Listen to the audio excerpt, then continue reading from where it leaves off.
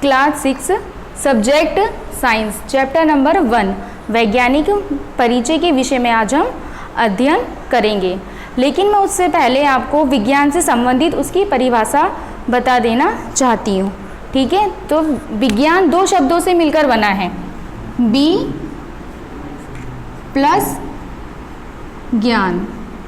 विज्ञान कितने शब्दों से मिलकर बना है? दो शब्दों से मिलकर, वी प्लस ज्ञान। यहाँ वी का अर्थ है विशिष्ट या विशेष, ज्ञान का अर्थ है चारों तरफ से इकट्ठा किया गया ज्ञान। यानी जब हम किसी चीज़ को देखते हैं तो हम उसके बारे में जानने के इच्छुक होते हैं, तो हम अपने आसपास के सभी लोगों से पूछते हैं कि ये क्या है, ये कैसे हुआ, क्यों हुआ, जैसे भी हुआ हम जानने की इच्छुक रखते हैं। जब वो लोग हमें बता देते हैं, हमारे चारों आसपास के लोग बता देते हैं, तब हमें उस चीज़ के बारे में ज्ञान हो जाता है। ठीक है, तो वह किसके अंतर्गत आया? हमारे ज्ञान के अंतर्गत।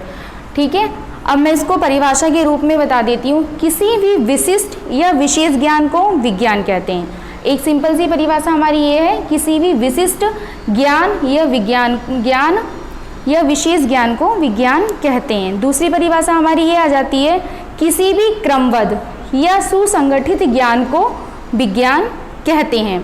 किसी भी क्रमबद्ध या सुसंगठित ज्ञान को विज्ञान कहते हैं। अब अपने पाठ्यक्रम को आगे करते हुए मैं आपको वैज्ञानिक परिचय के विषय में बताना चाहूँगी। जैसे आप जानते हैं, प्राचीन काल से आधुनिक काल तक अब तक हमारे वैज्ञानिकों ने इस प्रकार की खोज की है जिससे हमारे ज्ञान को एक नई राह दिखाई है। उन्होंने अपनी खोजों के माध्यम से वो सब कुछ कर लिया है जिसकी हम कल्पना भी नहीं कर सकते थे। चाहे वे शून्य के आविष्कार की बात हो या अन्य और भी गणितज्ञ जोशी विचार रहे हों, वो भी किसके द्वारा हुए हैं? एक वैज्ञानिकों के खोजों के द्वारा, जिससे हमें एक नया ज्ञान प्राप्त हुआ है। हमारे प्राचीन काल में बहुत सारे वैज्ञानिक थे, जैसे साराभाई ब्रह्मचार्य और आर्यभट्ट इत्यादि हुए थे। उसी प्रकार आधुनिक काल में भी हमारे जगदीश चंद्र बसु हैं, आर.वी. रमन हैं, सी.वी. रमन हैं और ए.पी.जे. अब्दुल कलाम हैं, रामानुजन इत्यादि अनेक प्रकार के वैज्ञानिक रहे जिन्होंने अपनी खोजों के माध्यम से हमें ज्ञान की ओर अग्रसित किया। जैसे यहाँ डॉक्टर ए.पी.जे. अब्दुल कलाम को ले लीजिए। Doctor APJ. अब्दुल कलाम ने अग्नि का परीक्षण किया और उसके बाद उन्होंने रूस के साथ मिलकर अनेक प्रकार की मिसाइलों को बनाया।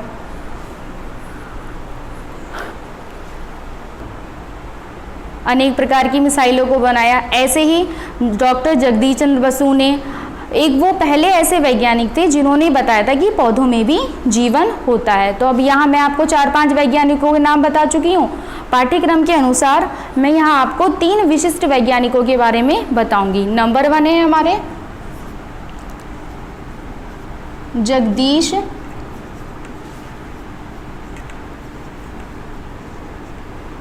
चंद्र बसु। नंबर 2 है हमारे सी.वी. रमन।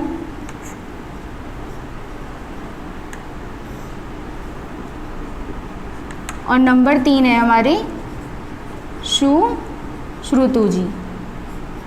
ये दोनों हमारे आधुनिक काल के हैं।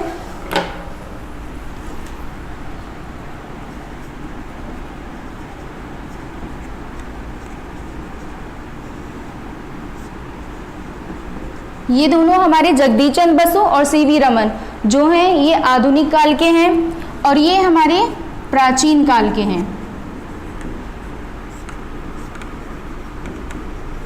तो अब हम अपने पाठ्यक्रम के अनुसार इन्हीं तीनों वैज्ञानिकों के विषय में अध्ययन करेंगे।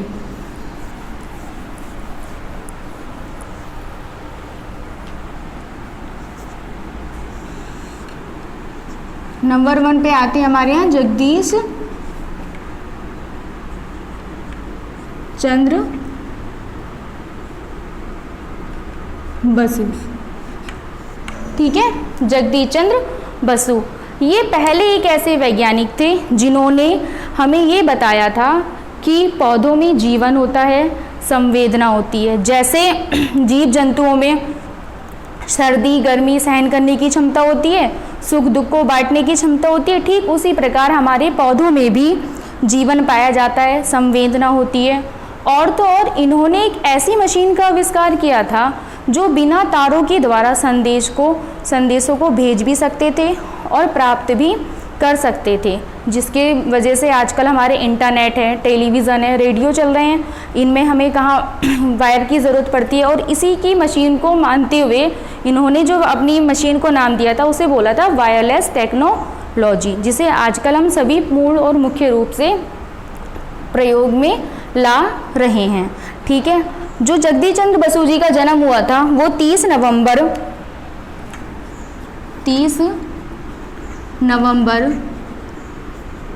1858 में हुआ था। कब हुआ था? 30 नवंबर 1858 में इनका जन्म हुआ था। ठीक है, इनके पिता जो थे वो अपने टाइम के एक डिस्ट्रिक्ट मजिस्ट्रेट थे। ठीक है, और उस टाइम पे अर्थात इनके पिता भगवान दास चंद्र बोस जी जो थे वो उस टाइम पे एक जिला मजिस्ट्रेट थे। ठीक है, और वो चाहते थे कि उनके बेटे एक सच्चे देशभक्त और सच्चे नागरिक बने। और उस टाइम पे पुराने समय में क्या होता था, जो पैसे वाले लोग होते थे वो अपने बच्चों को अंग्रेजी माध्यम से पढ़ाना अपने आप में गौरव की बात समझते थे। वो सोचते थे कि हमारा बच्चा यदि इंग्लिश मीडियम में पढ़ेगा तो हमारे लिए एक सम्मान और गौरव की बात होगी। लेकिन उनके पिता क्या चाहते थे, इससे पहले वो अपनी भारतीय संस्कृति से जुड़े, अपनी भारतीय संस्कृति को जाने, अपनी मातृभाषा को जाने, इसीलिए उन्होंने उनका एडमिशन एक प्राइमरी स्कूल में करवाया, जहां वह अपने पिता के ड्राइवर के बेटे के और एक मछुआरे के बेटे के साथ पढ़ते थे। मतलब जब वो विद्यालय जाते थे तो उनके साथ उनके दो मित्र, जो उनके पिता के ड्राइवर का बेटा था एक, और एक मछुआरे का, एक उनके राइट साइड बैठता था और उनके एक लेफ्ट साइड बैठता था। इसी के क्रम में चलते हुए जो भी उस टाइम पे उनको प्राइमरी विद्यालय में कहानियाँ सुनाई जाती थी तो वो उन कहानियों को बहुत ध्यान से सुनते थे। जितने भी पेड़ पौधे हैं, पक्षी हैं, जंतु हैं, जीव हैं इत्यादि, उनकी तरफ बहुत ध्यान से और गहन चिंतन के साथ सुनते थे। धीरे धीरे वो उसमें इंटरेस्ट बढ़ाते चले गए। ठीक है, उसके बाद उन्होंने अपनी बाकी की पढ़ाई कोलकाता में जाकर की। कोलकाता में जाने के बाद उन्होंने वहाँ से स्नातक की डिग्री को प्राप्त किया और उसके बाद वह वहीं पे एक विद्यालय में पढ़ाने लगे। धीरे धीरे उन्होंने एक वायरलेस टेक्नोलॉजी का जो आविष्कार किया था, तो उसके बाद उनके साथ ही एक मार्कोनी नामक वैज्ञानिक थे जो काम करते थे। जब उन्होंने वायरलेस टेक्नोलॉजी को बनाया था तो उन्होंने क्या किया था, उसके बारे में सभी को बता दिया था कि सभी इसका फ़ायदा उठा सके। कोई ज़रूरी नहीं है कि एक ही व्यक्ति इसका फ़ायदा उठाए, लेकिन जो मार्कोनी नामक वैज्ञानिक थे उन्होंने क्या किया, इसका व्यावसायिक के रूप में प्रदर्शन करना शुरू कर दिया, जिस वजह से वह एक व्यापार का रूप लेके चला गया। और जो हमारे जगदीश चंद्र बसु थे उन्हें ये बात अच्छी नहीं लगी, क्योंकि वो शुरू से ही एक सच्चे देशभक्त और नागरिक बनना चाहते थे। तो उन्होंने क्या किया, उन्होंने ये सोचा, इन्होंने तो जो किया वो किया, उसके बाद उन्होंने घर पर ही बैठकर अपनी रिसर्च को करना शुरू कर दिया। और घर बैठने के बाद उन्होंने अनेक प्रकार से आविष्कार किए। पेड़ पौधों में एक वृद्धि 1927 में एक ऐसा यंत्र बनाया जो पेड़ों की वृद्धि को नाप सकता था। और यह उनका जो भी आविष्कार था वो तो कार्यपूर्ण रहा, बहुत अच्छा रहा, जिसकी वजह से प्रत्येक मनुष्य को ये पता चला कि पौधों में भी जीवन होता है, संवेदना होती है। यही उनके अन्य प्रकार के आविष्कार थे। इसी क्रम में आगे हम दूसरे वैज्ञानिक सीवी रमन के विषय में बताएंगे। ठीक है, इनका पूरा नाम था चंद्रशेखर वेंकट रमन। क्या था? चंद्रशेखर वेंकट रमन। जन्म 7 नवंबर 1888 में हुआ था। कहाँ हुआ था इनका जन्म? 7 नवंबर 1888 में। जन्म स्थान है इनका तिरुचिरापल्ली, तमिलनाडु। कहाँ हुए थे ये? तिरुचिरापल्ली, तमिलनाडु में। सीवी रमन का जन्म 7 नवंबर 1888 ईस्वी में तमिलनाडु के तिरुचिल्लीपुरम नामक एक स्थान पर हुआ था। इनके पिता चंद्रशेखर अय्यर वहीं के एपीजे कॉलेज में भौतिकी के प्राध्यापक थे। इनकी माता पार्वती अम्मल एक सुसंस्कृत परिवार से बिलोंग करती थी। ठीक है, बचपन से ही इन्हें बहुत सारी प्रतिभाशालियों का धनी माना जाता था। ये कहा जाता था कि सीवी रमन जो थे ये बचपन से ही अत्यधिक प्रतिभाशाली और एक व्यक्ति थे, अत्यधिक प्रतिभाशाली व्यक्ति थे। इन्होंने बचपन में ही रामायण और महाभारत ग्रंथों जैसों का अध्ययन कर लिया था। तभी इन्होंने, जब ये छोटे थे तभी इन्होंने महाभारत है, रामायण है इत्यादि ग्रंथों का पूर्ण अध्ययन कर लिया था। फिर तभी 1892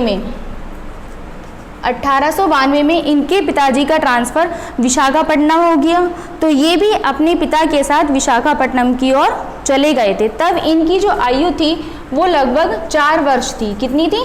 4 वर्ष। उस टाइम पे ये 4 वर्ष के थे जब ये विशाखापट्टनम गए। तो इनकी जो प्रारंभिक शिक्षा थी वही एक मॉन्टेसरी विद्यालय में प्रारंभ की गई, जहाँ इन्होंने अनेक प्रकार के चीज़ों को सीखा, वहाँ पे जो भी क्रियाएं होती थी उनको अपनाया। ठीक है, उसी को देखते देखते एक सच्चे नागरिक के रूप में आगे की तरफ बढ़ते चले गए। उसके बाद